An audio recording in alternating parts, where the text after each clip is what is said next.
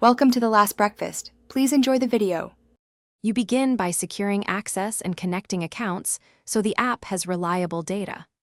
Once done, enable notifications and connect your bank plus one credit account with read-only permissions so nothing gets altered unintentionally.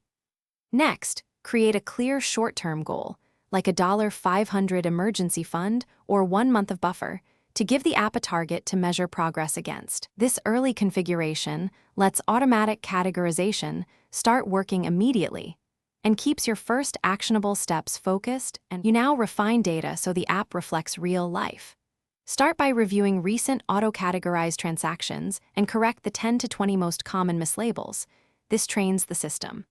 Then, build budgets for rent, utilities, groceries, and assign dollar amounts or percentages so the app can warn you.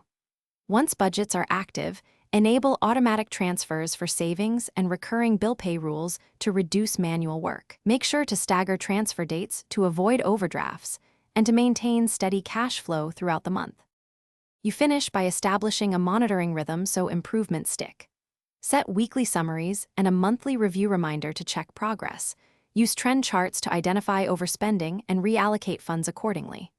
Once complete, enable alerts for low balances and unusual transactions to catch issues early.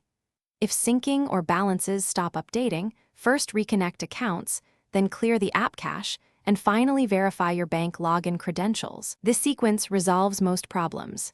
If needed, contact support with a screenshot and timestamp for faster help.